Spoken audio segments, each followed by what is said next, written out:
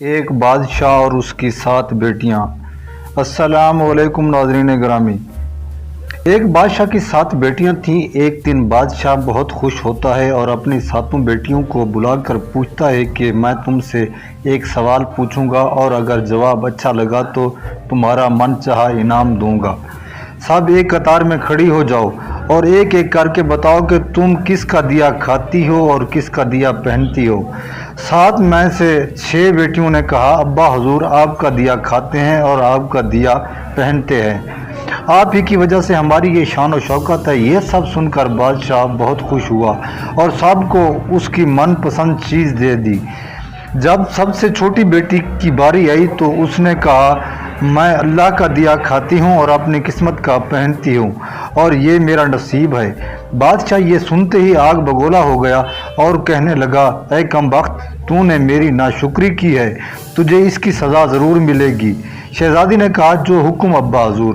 بادشاہ نے سپاہیوں کو حکم دیا کہ جاؤ اسے جنگل میں چھوڑ کر آؤ، میں بھی دیکھوں کہ یہ میرے بغیر کیسے اللہ کا دیا کھاتی ہے اور اپنے نصیب کا پہنتی ہے۔ شہزادی سے تمام زیورات واپس لے لیے گئے اور خستہ حال کپڑوں میں بغیر کسی ساز و سامان کے بادشاہ کے حکم کے مطابق جنگل میں تنہا چھوڑ دیا گیا۔ لیکن شہزادی بہت پرسکون اور مطمئن تھی اور توکل اللہ تھی کہ جو اس نے رزق اور عیش و عشرت میرے نصیب میں لکھی ہے وہ مجھے ضرور ملے گی۔ سب سپاہی شہزادی کو چھوڑ کر واپس چلے گئے۔ شہزادی جنگل کو دیکھنے لگی، چاروں طرف درخت ہی درخت تھے اور دوپہر سے شام ہونے والی تھی کہ شہزادی نے سوچا کہ کیوں نہ کچھ لکڑیاں جمع کر لوں تاکہ رات کو آگ جلاؤں گی کوئی جنگلی جانور پاس نہیں آئے گا اور رات بھی گزر جائے گی۔ شہزادی جنگل میں لکڑیاں ڈھونڈنے چل پڑی۔ اس کی نظر ایک جھونپڑی پر پڑی جہاں باہر ایک بکری بندھی ہوئی تھی اور اندر سے کھانسنے کی آواز آ رہی تھی۔ پہلے تو شہزادی بہت حیران ہوئی کہ اتنی ویران جگہ پر جھونپڑی۔ جب وہ جھونپڑی کے اندر داخل ہوتی ہے تو کیا دیکھتی ہے کہ ایک بوڑھا ضعیف ایک چارپائی پر لیٹا ہے اور کھانستے کھانستے پانی پانی پکار رہا ہے۔ شہزادی ادھر ادھر دیکھتی ہے تو کونے میں ایک پانی کا گھڑا پڑا ہوتا ہے۔ وہ گلاس میں پانی بھر کر بوڑھے ضعیف کو پلاتی ہے اور جھونپڑی کی صفائی کرتی ہے۔ اتنے میں بوڑھا ضعیف شہزادی سے پوچھتا ہے کہ بیٹی تم کون ہو اور اتنے بڑے جنگل میں تم اکیلی کیا کر رہی ہو؟ تب شہزادی اسے بتاتی ہے کہ وہ یہاں تک کیسے پہنچی۔ بوڑھا ضعیف اسے جھونپڑی میں ہی رکنے کا بولتا ہے اور کہتا ہے کہ میں شہر میں کام کرتا ہوں، صبح شہر چلا جاؤں گا اور 8 دن بعد آؤں گا، تم یہیں رہو اور جھونپڑی میں کھانے کا سامان ہے اور ندی پاس ہے، تم وہاں سے گھڑا بھر لیا کرنا۔ صبح کو بوڑھا ضعیف شہر چلا جاتا ہے اور شہزادی یہاں اکیلی جھونپڑی میں صفائی کر کے بکری کا دودھ نکالتی ہے، آدھا اپنے لیے رکھ لیتی ہے اور آدھا باہر ایک کونے میں برتن میں ڈال کر رکھ دیتی ہے کہ رات کو کوئی جانور بھوکا یا پیاسا ہوگا تو پی لے گا، اور خود اندر آ کر سو جاتی ہے۔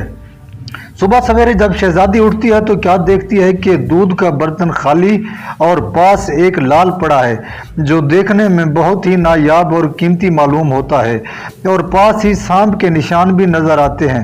تب شہزادی کو یاد آتا ہے کہ بچپن میں اس نے سنا تھا کہ جب کوئی نایاب سانپ بہت خوش ہوتا ہے تو ایک ایسا لال اگلتا ہے جس کی قیمت ہیرے جواہرات سے بھی مہنگی ہوتی ہے۔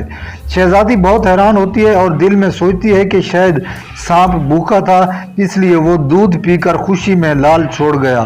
پھر وہ لال اٹھا کر اپنے پاس رکھ لیتی ہے اور پھر اگلی رات شہزادی برتن میں دودھ رکھ دیتی ہے اور اگلی صبح جب دیکھتی ہے تو پھر ایک لال ہوتا ہے۔ ایسے کرتے 7 دن گزر جاتے ہیں اور شہزادی کے پاس 7 لال جمع ہو جاتے ہیں اور اس دن بوڑھا ضعیف بھی آ جاتا ہے۔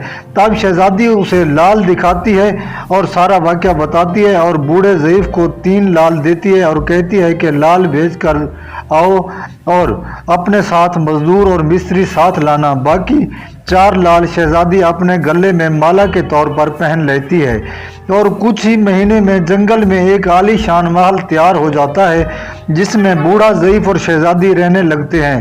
ایسا خوبصورت محل جس میں پر آرائش نوکر چاکر دنیا کی تمام نعمتیں موجود ہوتی ہیں۔ شہزادی جنگل میں لکڑ کی فیکٹری لگا کر دیتی ہے جس میں غریب کام کرتے ہیں اور ان کے روٹی بھی وہاں वहां से चलती है। देखते ही देखते जंगल शहर नुमा बन जाता है और दूर दूर तक धूम मच जाती है कि शहजादी बहुत रहमदिल है।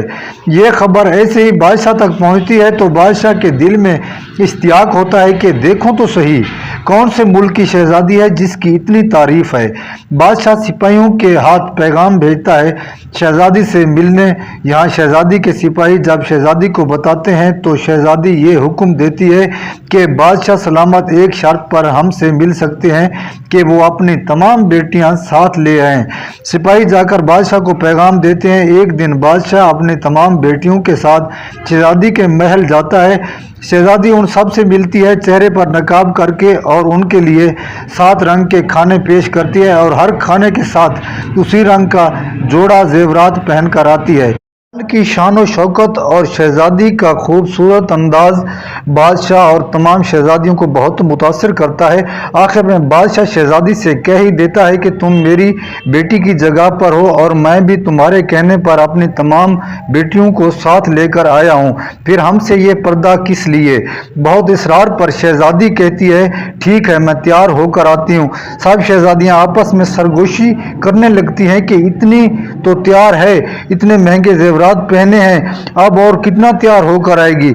इतने में क्या देखते हैं कि दूर से एक खस्ता हाल कपड़ों में कोई आ रहा है और गौर करने पर बादशाह को याद आया कि ये तो मेरी वही बेटी है, ये अभी तक जिंदा है। तो बादशाह ने सोचा कि मैंने समझा कि इसे जंगल के जानवर खा गए होंगे, तो मैंने अपने सिपाहियों को इसकी खबर लेने भेजा था, तब उन्होंने ही बताया था कि वहाँ शहजादी का कोई नाम और निशान नहीं, तो ये कैसे मुमकिन है। बादशाह खुशी से झूम उठता है और कहता है शहजादी को बुलाओ, मैं तुम्हें शहजादी से आज़ाद करवा के ले जाऊंगा, वो तुम्हारी कीमत मेरी बादशाहत की मुंह मांगी भी देनी पड़े। ये सुनते ही शहजादी बोलती है कि नहीं अब्बा हजूर, मैं ही वही शहजादी हूँ और मैं न कहती थी कि अल्लाह का दिया खाती हूँ और अपने नसीब का पहनती हूँ। बस इसी अल्लाह ने मुझे कहाँ से कहाँ पहुँचा दिया कि आज मैं आपसे भी ज़्यादा अमीर हूँ। फिर शहजादी अपना तमाम हाल बयान करती है, वो उस मकाम तक कैसे पहुँची और दिखाई अपने गले की माला। अभी भी 4 लाल मौजूद होते हैं। ये बात सुनते ही बाकी तमाम शहजादियाँ रश करने लगती हैं कि और सोचती हैं काश हमने भी तब यही कहा होता कि अल्लाह का दिया खाती हैं और अपने नसीब का पहनती हैं। हमेशा अल्लाह ताला की ज़ात पे यकीन रखो, वो जिस हाल में भी रखे हमेशा खुश रहो, वो ज़ात तुम्हें कभी अकेला नहीं छोड़ेगी। जी नाज़रीन, अगर आपको वीडियो अच्छी लगी तो चैनल को सब्सक्राइब करके वीडियो को लाइक करें। मिलते हैं अगली वीडियो।